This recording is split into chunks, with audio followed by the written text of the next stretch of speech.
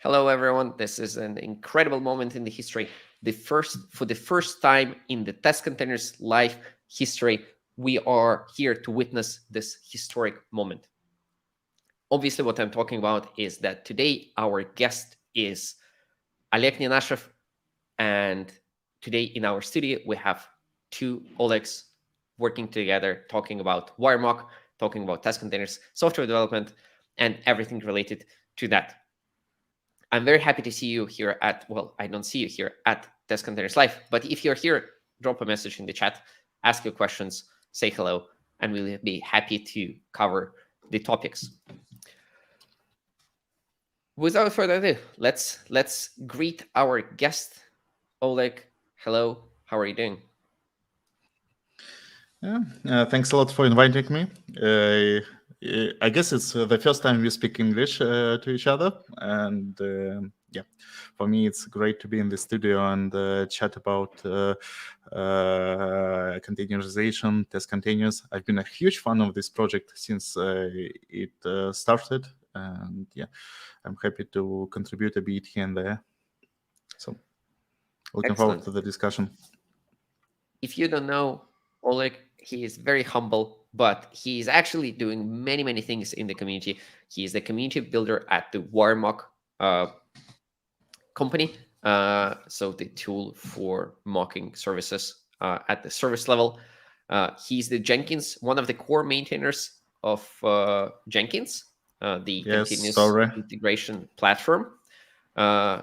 He also has a PhD in hardware design, which I personally respect immensely, both for actually having the PhD, Dr. Oleg. We have in the studio like a normal peasant Oleg and a Dr. Oleg.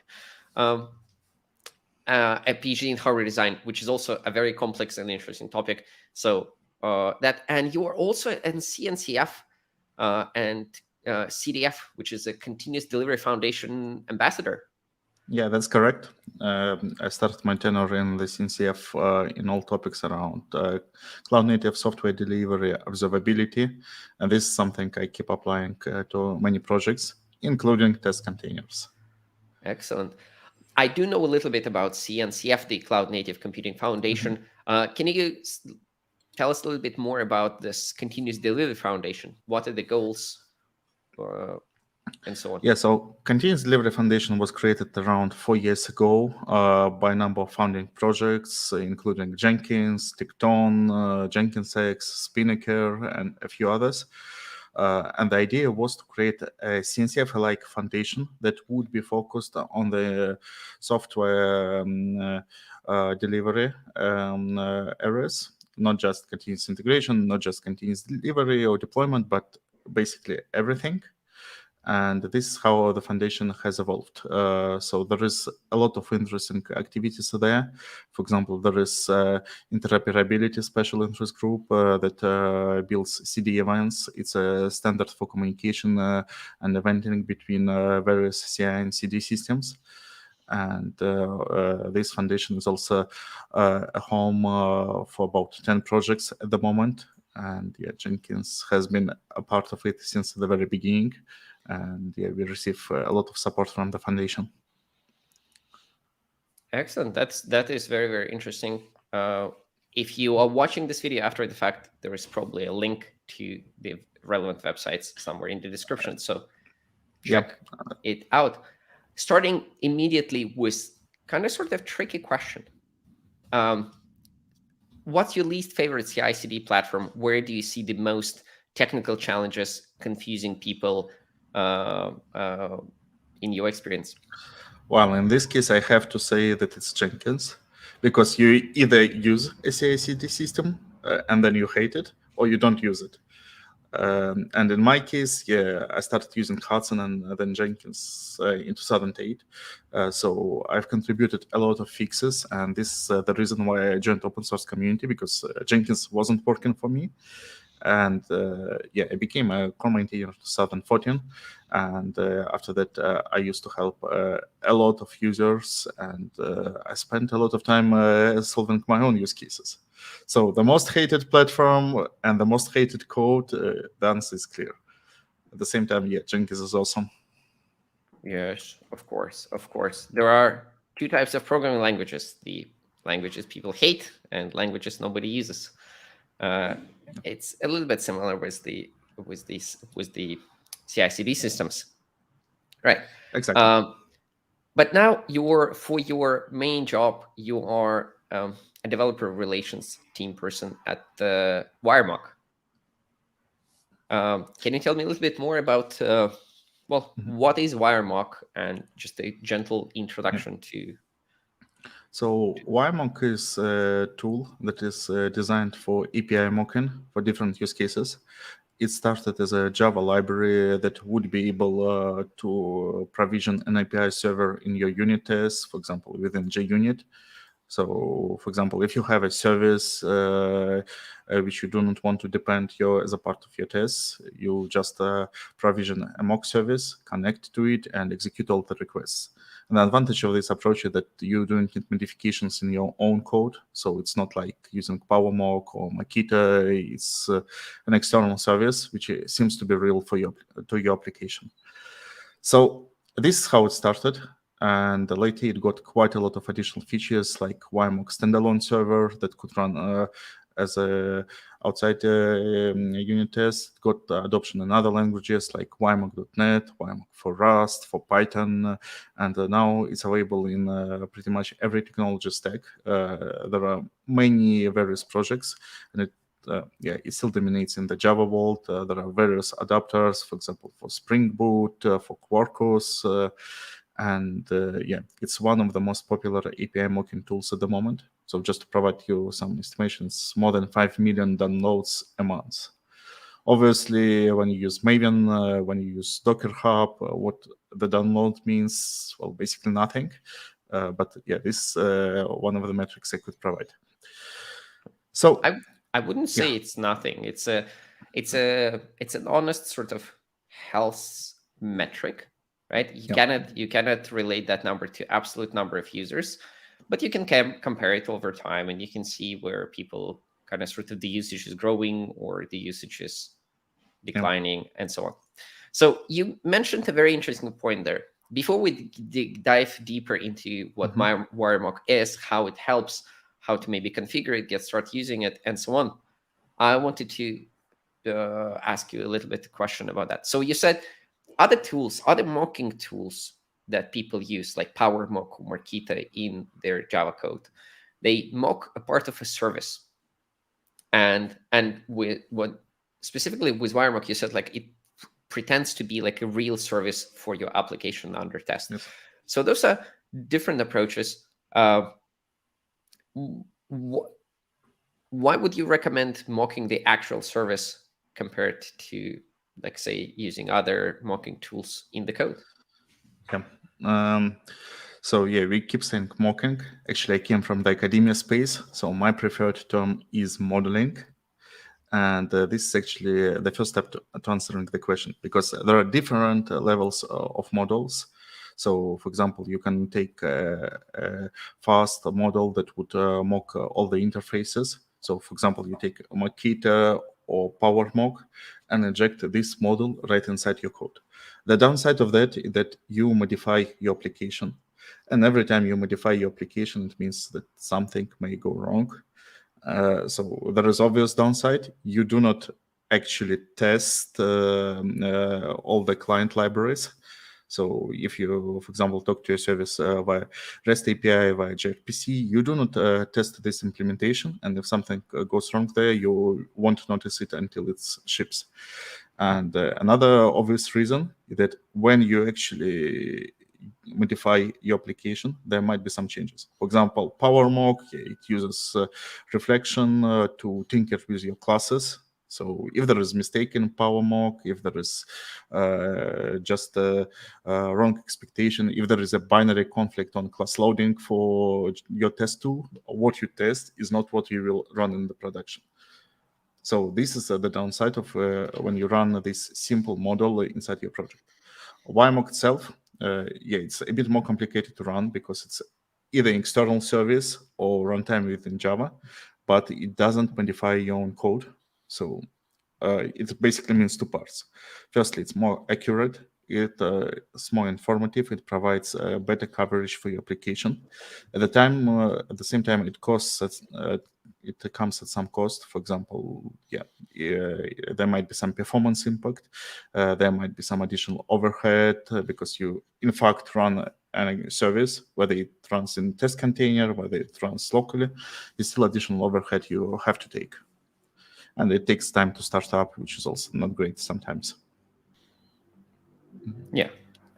Well, I guess I understand that point. Yeah, a very good point. I personally would prefer to test my application in an environment that is closer to the real world, right? Yeah. Where I also can test whether my configuration, for example, propagates correctly to the points where it needs to be used, or stuff like that. So I would be all for using an external service rather than mock my own code.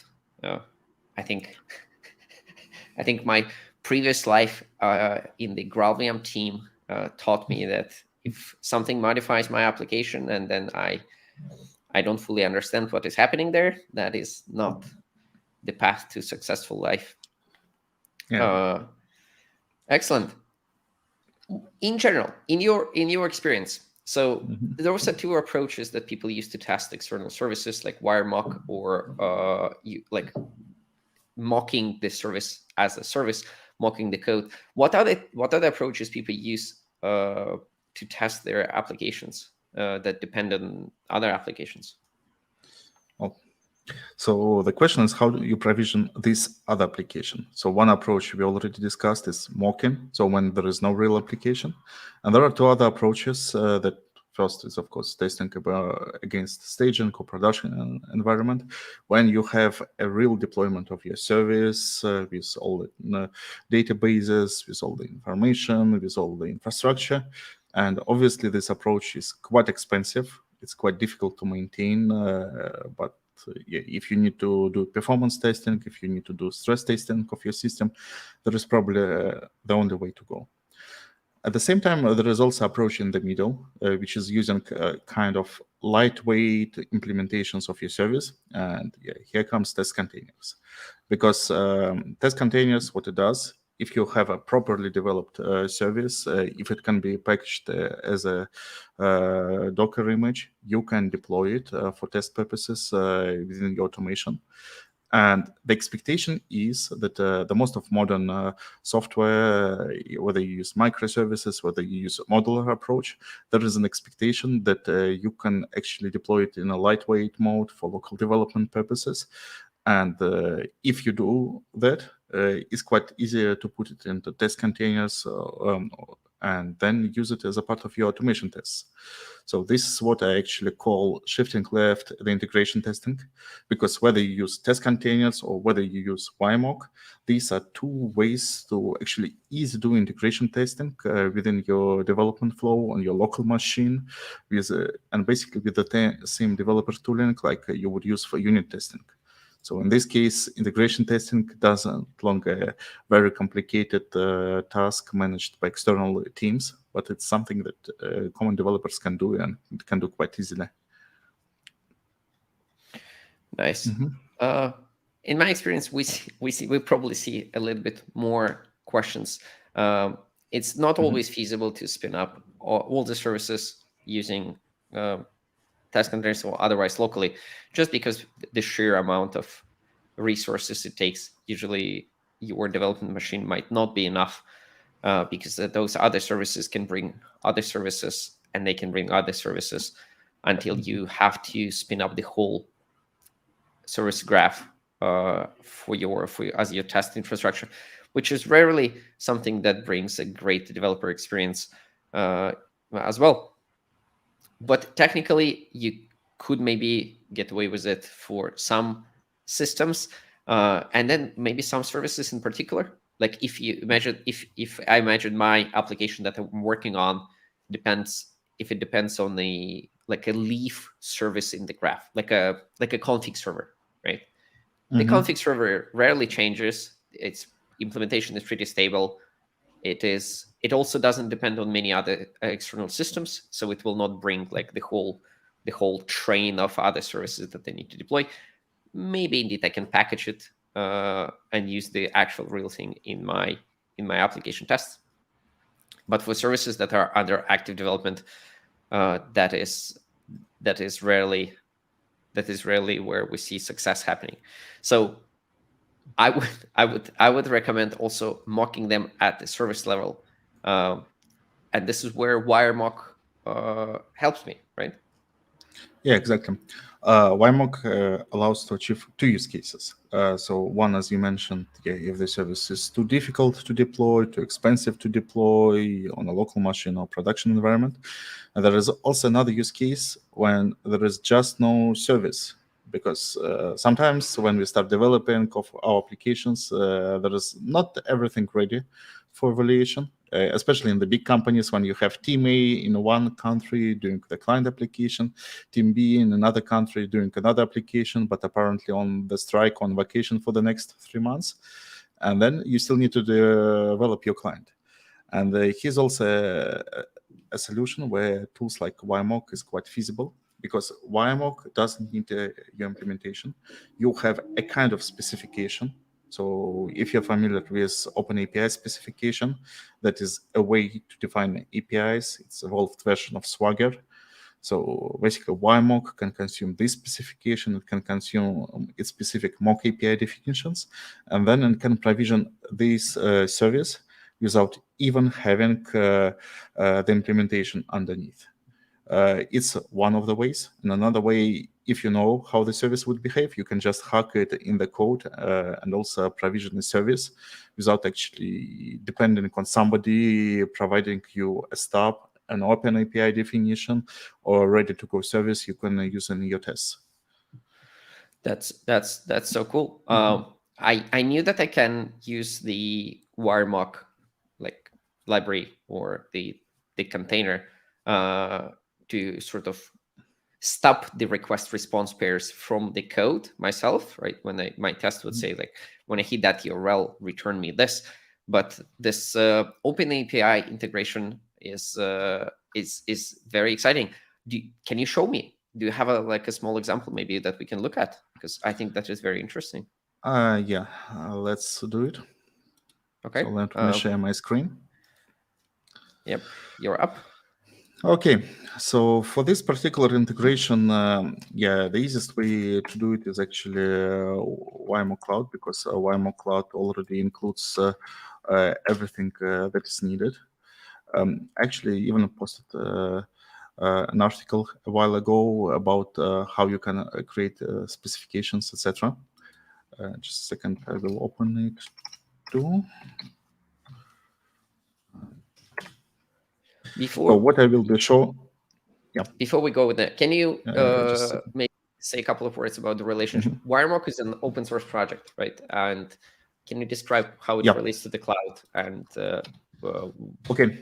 So WireMock is an open source project. It was created more than 10 years ago by Tom Ackerhurst, and it has evolved ever since. So WireMock is a fully open source project under Apache v2 license with all the models, and you can use them. So it's available on GitHub. There is a separate website for that. And this is basically what I normally work as a community manager, DevRel, facilitator, etc. In addition to that, yes, there is WireMock Inc. as a company. This company is about 1 year old. It was started to facilitate basically WireMock as an open source project, and its monetization model is SaaS. So what we offer is YMO Cloud. YMO Cloud is not just a WireMock, it's rather a developer portal focusing co-development of APIs, specifications, but it also includes all the required capabilities of WireMock with some front end and with some nice to have features like chaos engineering, etc. So this is why I decided to show YMO Cloud, because it has web UI, so it's more convenient for demonstrations like the one today. Does it make sense? Yeah. Okay, so going back to the original question, so what I'm going to present to you is just a series of 2 blog posts. One is creating mock API templates from open API specifications, and then contributing to YMock API templates library. And for that, everything starts from the specification. So this is a common flow. And for OpenAPI, so normally I start with code, but let's Google it. It's not in the cache, but there is OpenAPI initiative which offers the specification that would be reusable, and this specification can be consumed by various projects. So, for example, there is APIs Guru. It's a kind of a repository of OpenAPI definitions, which are open source, which can be consumed by everyone. And these are specifications for different services that can be easily reused in your development. So, for example, you can use this specification to code generate a client API, or you can use this specification for contract testing purposes, etc., etc. And yes, it looks like exactly like that. So some images are broken all the time, etc. But it's an open source project. This is it's a rather CDN, because serving these things on your own is quite expensive. So how the OpenAPI specification generally looks like. So it's a huge and also huge YAML. So this one is not that huge because it just handles one request.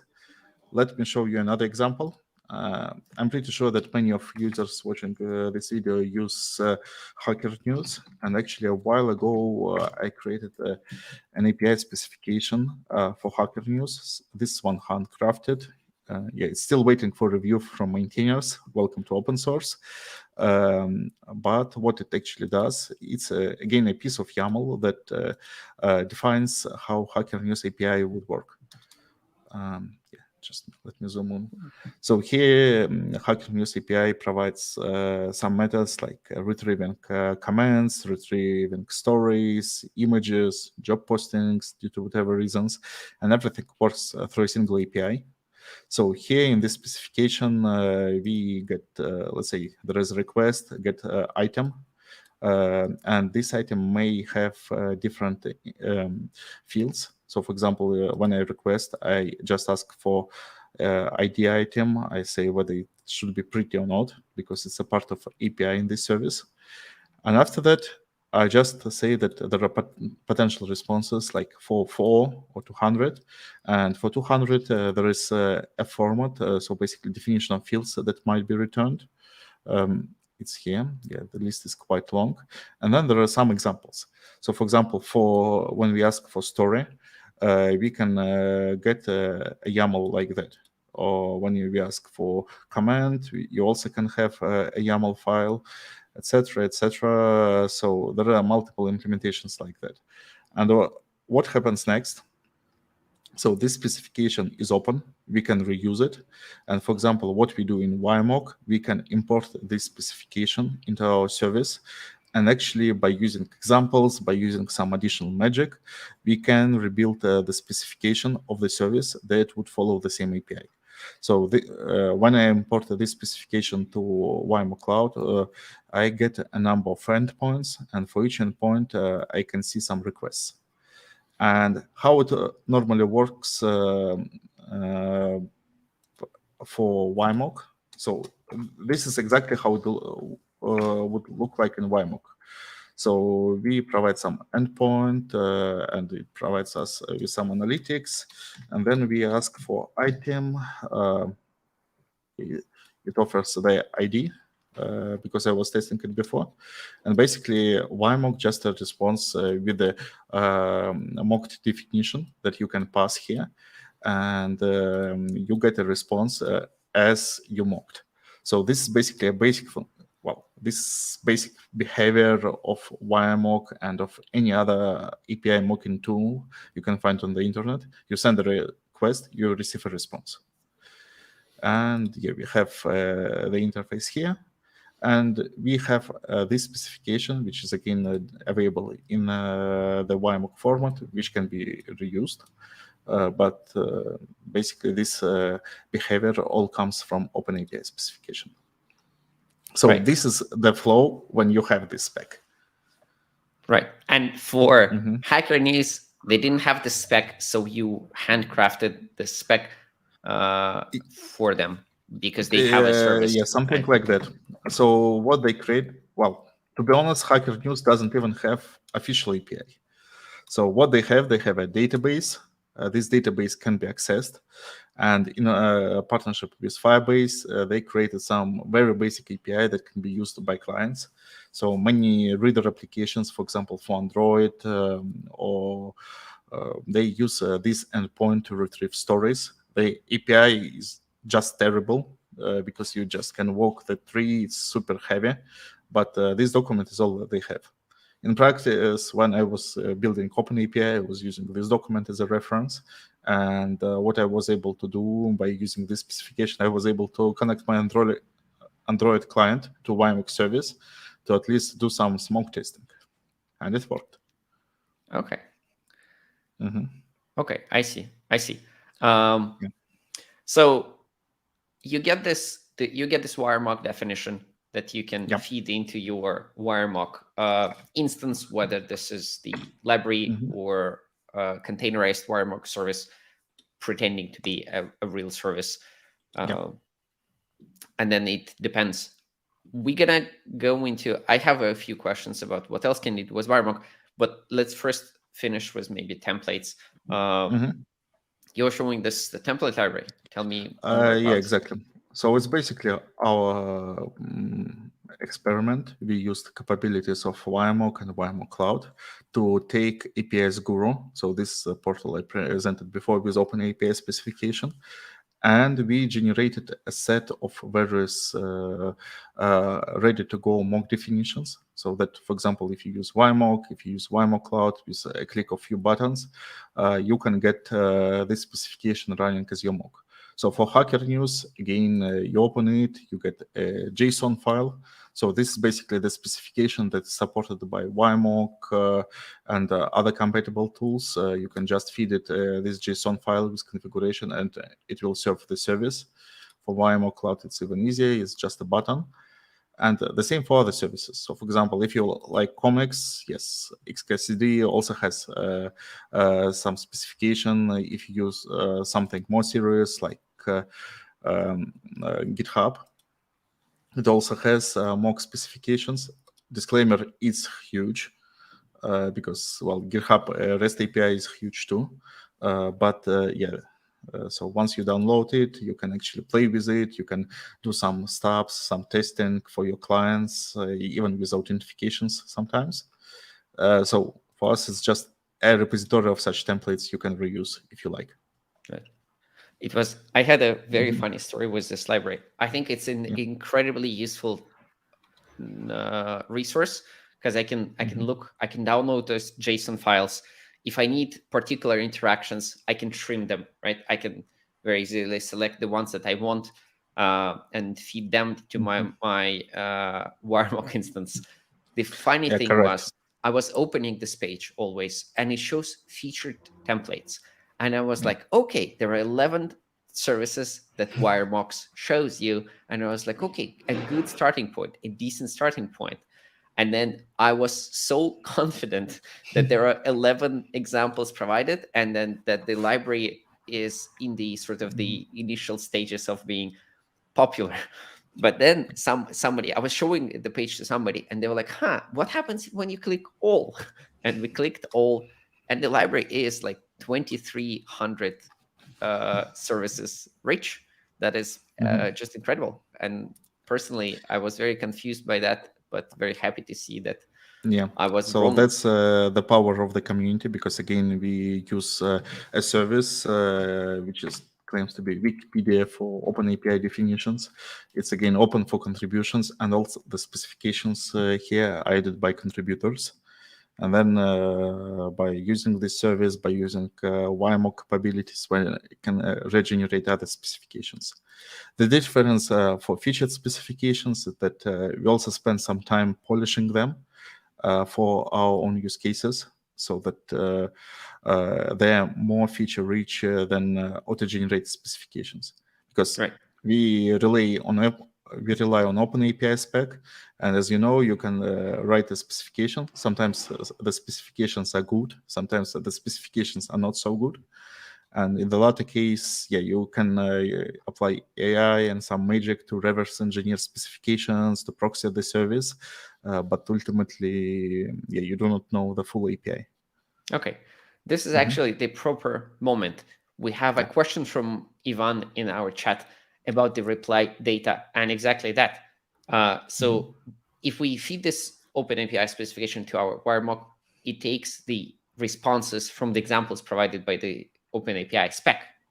Yes. But what if the examples are missing? How do we deal with that then? Yeah, so there are two ways. One way, you can actually hack it on your own in the code. So I will be showing a few examples later, but let's just prove that I'm not showing web UIs all the day.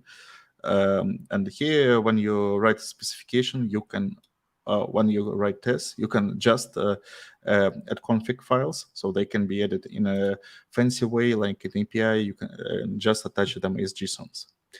But if it's not enough, if the service is, let's say, a legacy database service or something like SAP, then there are multiple ways to actually tackle that.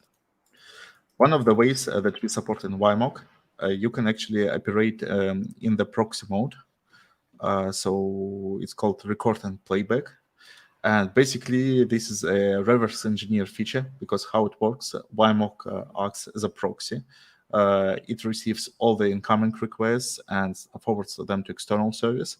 And it records these requests and creates the same files from this recording that you can later reuse or just reproduce. So if you need a sequence of requests, if you need sample data, you can actually extract it from the service. It's not great sometimes, but if you have no specification, it's one of the easiest ways to actually create some initial data sets. Interesting. So I can run my WireMock in front of my actual Hacker News website and just record a couple of interactions for the particular topics that are currently available, and then have that as a mock served back into my application or tests.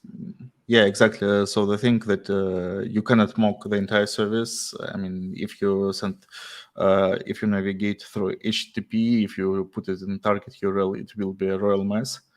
But if you proxy the API request, for example, from your client app, you will be able to record it quickly, and you will get basically the same format with a lot of information there. Right. And you mentioned through one of the things when we talked that I can do cool things beyond just this. For example, beyond the basic request to response thing. For example, you said that what was the phrase? The chained requests, where the data of the follow-up requests is based on the previous responses. Yeah, exactly. So when we talk about basic if then else functionality, it's just, let's say, WireMock 101. It's something that you could probably create over the weekend for basics. But all mocking services, WireMock included, are actually much more powerful. And here, for example, if we go, so what you mentioned is called stateful behavior. So basically, you can have a finite state machine that actually allows to define various scenarios and behaviors for them. So this is how it looks like in code. WireMock has Java APIs, Python API, and also for Golang ones. And here you can just define a number of states and transitions between them. And for each transition, it would be returning a particular response with all the details, etc. So if you need to implement complex behavior, for example, if you access a service that provides you with a cursor for accessing data, like pagination, you can do it like that. Or if you need a sequence of requests, for example, OpenAD authentication, you can also use such sequencing in order to reproduce this request. And as you can see, there is quite a lot of other advanced features mentioned. One of the important things that I like is actually response templating, because you can actually write quite a lot of things in YMOC, not just request response, but you can actually put various macros there, for example, for forming dates, for forming particular data entries. And this actually goes all the way to various stateful behavior too. YMOC supports various extensions, and for example, there is extension state, which allows to actually have global variables and include some metadata so that you can navigate between states. You can, yeah, it's a long documentation, but eventually we will reach some bits. And what it actually allows, yeah, you have various data, and this data can be retrieved like for iterators, for global variables. So you can find a lot of information there. Can I use the templates to process? Yeah, like I can provide my own like processors, right? That yes, that will react to the request body or parts of the request and transform the data passed in there, right? So I can technically, like, I can build a service with WireMock being my just the application framework. Well, if you wish, somebody has already implemented a service that uses bin shell for scripting the responses. So if you want to have a production service that uses bin shell and YMOC and implements all the business logic in bin shell, be our guest. Yeah. Easy. Like, I think if it can be done, it will be done by somebody. So this just had to happen. Yeah, fortunately, there are other languages like Kotlin that makes such things quite easy with Ktor and other services like that. So hopefully nobody will implement it, but you never know. Right. One cool thing that actually caught my eye. Sorry, if I don't know if you wanted to show something more about the templates. Actually, I didn't, but if you want, let's speak about that. No, I saw simulating faults, and that is there in the thing, and that is something very interesting. Is it the chaos engineering solution, or how should I think about WireMock being able to inject faults into? Yeah, so one of the things is how you define chaos engineering, because for me it's when the randomness is included, and when randomness is included, it's not exactly an integration test. It might be a stress test, it might be something else, but normally you do not randomize behavior in your integration tests. Still, simulating faults, there are multiple ways to apply it. So one of the faults is various kinds of delays or just lack of response. You can again just write it for YMOC with one additional field. Your request gets a delay. That's easy. And of course, this delay can have multiple ways of jitter, randomness. So for example, you can add the distributions for how it would behave. Yeah, there are many of them. And the same, for example, for other things like, for example, injecting bad responses, injecting malformed responses, or just having delays between data being sent. This is what you can do with YMOC quite easily. But all of that is mostly deterministic behavior. There is one good use case for that is just testing failures. And there is another good use case, as you said, is chaos engineering. So for chaos engineering here, yeah, you can add some randomness just by these definitions, or you can have an extension that actually puts more various behaviors, more various things. And what we do in YMO Cloud, so this is enterprise-only feature, we actually have full chaos engineering there, mostly designed, again, for someone who wants to do stress testing or performance testing with our system. And there we can inject some failures, delays, various types of errors. And more importantly, we can collect the statistics, ingest it into observability services. So you get some additional information when you analyze the system. So this is what we do for chaos. Nice.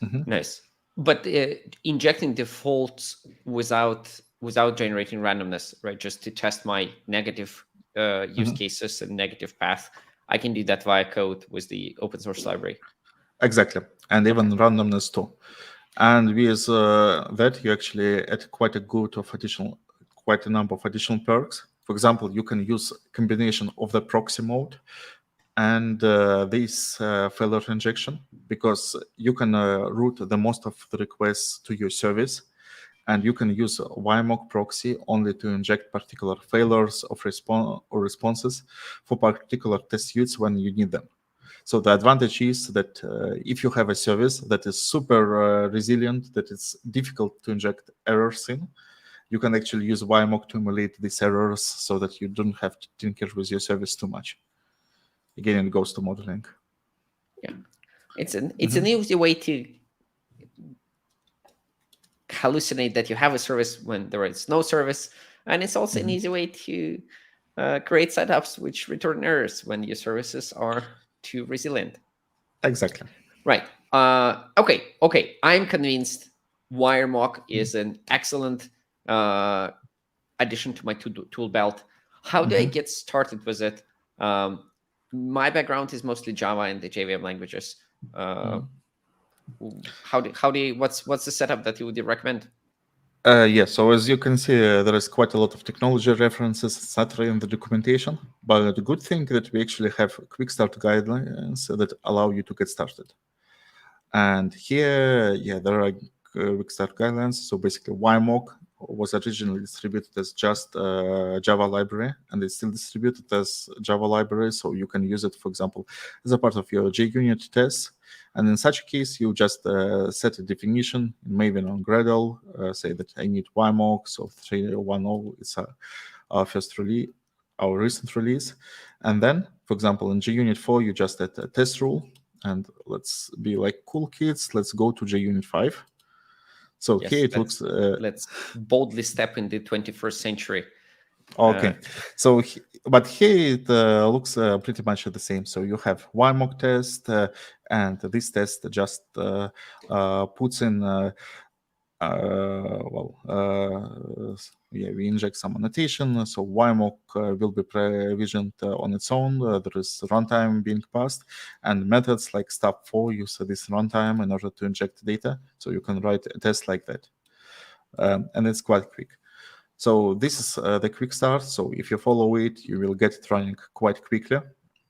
And another thing, of course, is test containers, because since we had the test containers meetup, another way to get started quickly is actually not even adding a dependency on YMOC, but instead of that, you can provision YMOC as just a Docker image. So we have a standalone mode, and this standalone mode is available. It has all the features, capabilities, and moreover, we have even a model for that to make it easier.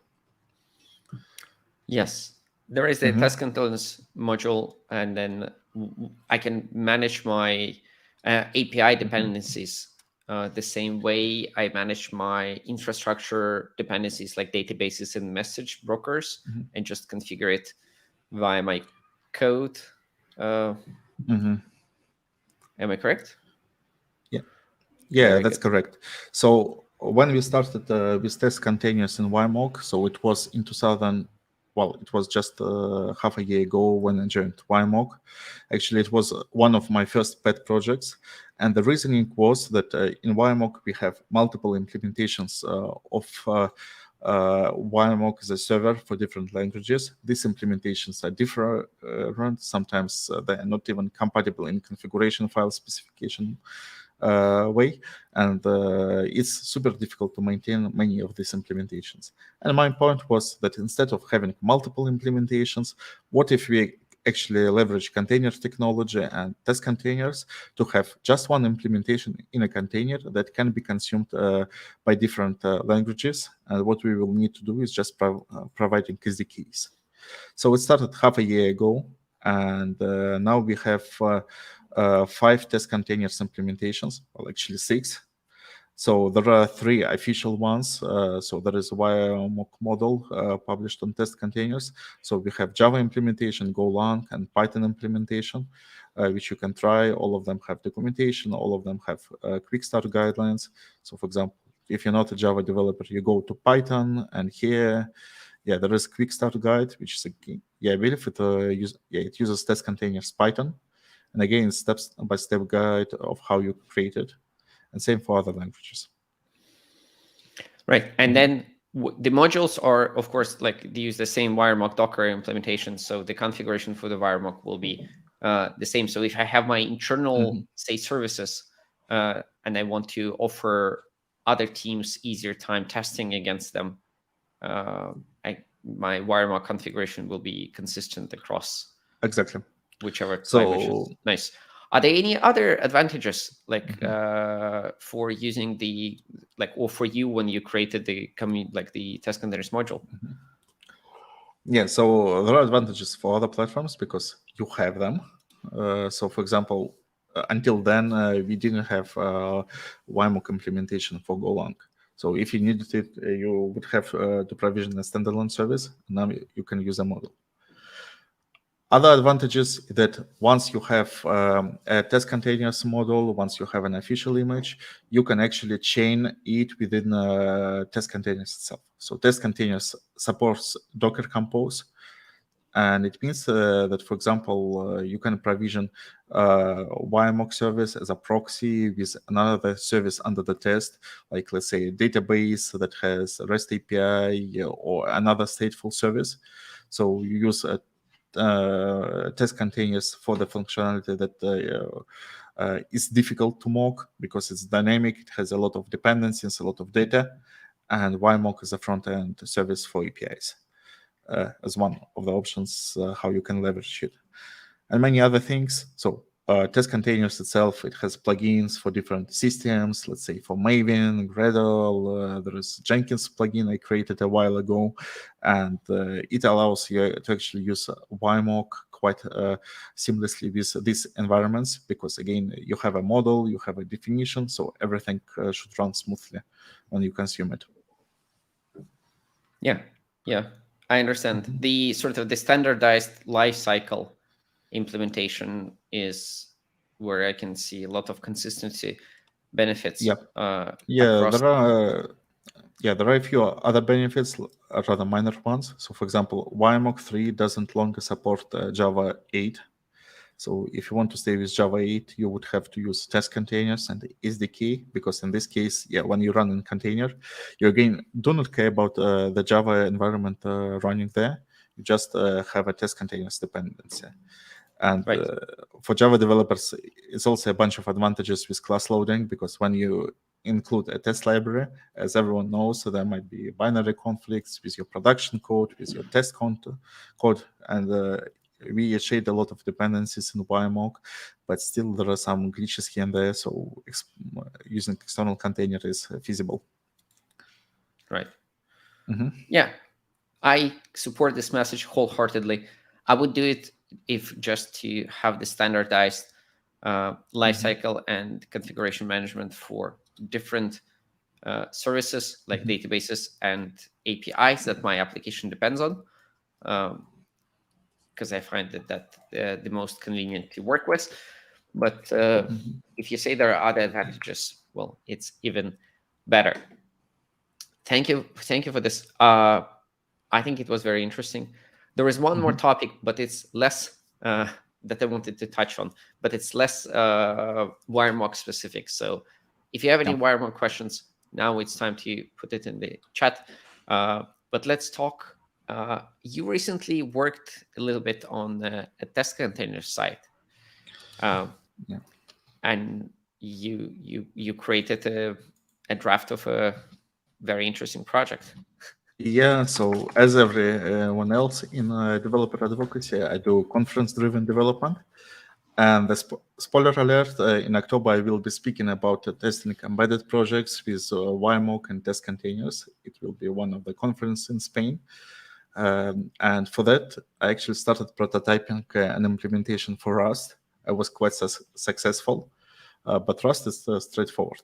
And actually, just 1 month ago, I noticed that in my abstract, I mentioned that I would probably do something with C and C++. Well, or C++ like here. When I noticed that, I thought that, oh, is it even possible? Because using a Docker client, using all the environment in C++ would be quite complicated.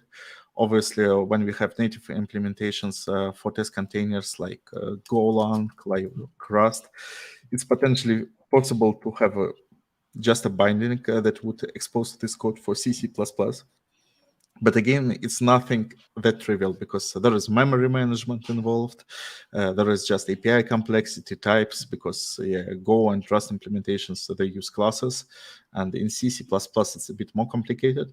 So I wasn't sure whether it would be possible. But I had a weekend project. And now I can say that, yes, it is possible. So I just announced it yesterday. And we have a prototype of test containers for C++. It's basically the same as other implementations. Good news that it doesn't implement anything new. It uses test containers for Go under the hood. And basically, we use some additional projects like CGO and C# mode of Golang language to build a test containers edition that would be compatible with C. And then we also provide some additional tinkering to make it quite useful. So what I reached by now, we have these test containers for Go implementation. And here, if you go to test containers C, you can actually notice that it's just test containers C Go. And there is a small file that does API conversion because there are some obstacles, like Golang has no idea what is a constant type. And the developer experience without constant type in C++ is terrible. So what I spent some time with, I created mappings. I also simplified APIs. And actually, I moved to content management for this class. So it's not a big piece of code. But what happens? Then you can write tests in different frameworks. And in very primitive level, it looks like that. So just a small piece of code in C that uses provided test containers API. So for example, we want an image. In this case, I use YMock as a demo. And I ask for a container. I expose the port. I put additional weight for initialization. Without it, it wouldn't work. And then I pass a file which has my mapping definition. And when I run it, it just starts. Then I send the request and verify it. You know the drill, like in any other project, but now it's C++. And it works. So I wasn't sure that it would work, but now I'm quite confident that we can actually reach feature parity. And also we can create some additional adapters for various test frameworks. So in this implementation, I have, for example, Google Test sample. So Google Test is basically one of the most popular frameworks in C++. And here, if you go to test C, well, it's basically XUnit framework. So you can see a very familiar code. So we have a test containers fixture that again has setup method that provisions the container for us. You can also have, like in Java, static initializers, so you can provision the container just for the entire test suite. And here, there is also tear down for termination. Normally, you do not need it because test containers is very capable of terminating garbage and so on, thanks to Rogue. But here, I use it, and I also have a few tests that, again, look quite fancy. So you just send a request and then process the response. So, excellent. Nice. You should, if you know that you don't need the container, you can terminate that. This is not forbidden. Even though you can rely on auto cleanup by So for me, terminating a container was quite a good story because it actually led me to all the observability rabbit hole. Because terminating a container is easy, but when the container doesn't work well, things start falling apart. You get seg faults, kernel panics, and many other things with all these libraries. So actually, by doing that, I spent some time investing in analytics and observability. So now you have methods like get container log. You can provision the state. You can access the state of the container post factum when the test fails, and now nothing crashes. So Right. these are good things about it. Very, very good. Very good. Thank you so much. Thank you for being a member of the community implementing, well, it's a not small feat implementing a library for the whole family of languages. So that is very, very good. I don't have any C, C++ experience to sort of write home about, but I would love to gaze at the code there. And I'm sure if anyone here is actually testing their C, C++ native applications with external dependencies and are suffering, I think test containers for C could be an answer. So if you want to participate and talk about the project, connect. You can connect with Oleg. You can also go to the test containers community Slack at slack.testcontainers.org and join the test containers C channel to discuss that particular implementation or any other channel and ask questions, and you will be gently pointed towards the correct outlet. Yeah. Right. And thanks a lot for starting this community, because there is a lot of interesting stuff happening, and for different implementations there are so many capabilities with the existing models. So I hope the ecosystem keeps evolving. There will be more models, especially for developer tools. This there I really like. And with more and more projects joining, like local stack, I believe that we will be able to build a really good ecosystem for integration testing. Yes, local stack is an amazing module. It's just a bit big, like local stack, but otherwise it's pretty good. Well, local stack is the copy, is the double, is a mock, if you wish. Well, it's not a mock; it's an actual implementation, but it's a single instance implementation of AWS Stack, so you can test your Dynamo DBs and you can test your SQS queues and then your Lambdas and S3 and everything. So it's a large API surface that they offer. So you it's understandable that it can be a little bit big. Because if you test it, if you use AWS, you should look at testing with local stack, preferably with the test containers module, because that's the easiest way to get it running, right? Or you can reinvent AWS API and mock it with WireMock yourself, which probably is not the best idea unless you want to learn about the API. Well, good things that in many applications you don't need it these days, because now there are other services like K3S, again available as test containers by now. I actually tried it yesterday, and it's pretty good. Yeah, thank you. K3S is, of course, the module where you can spin up your Kubernetes cluster and use it as a dependency. So you can test your Kubernetes operators. So Kubernetes and Docker with multiple nodes inside Docker. What could possibly go wrong? But actually, it's okay. It works. I've seen. I think we use it quite extensively for testing internal Atomic Jar products, the test containers cloud setups, and so on, because there are components that work with Kubernetes. So that is that. Thank you very much for being with us here. Thank you for showing me all about WireMock. I'm looking forward to hearing about your testing embedded things with C++ and test containers for C, C++ story. And I will see you personally next week at Devoxx Belgium. Exactly. So we have a joint talk, and I think that will be quite interesting. And if you go to Belgium, just come to the Atomic Jar booth, because I will be there from time to time. And I'm happy to show anything about WireMock, test containers C, test containers other implementations. Just don't make me to write Python code.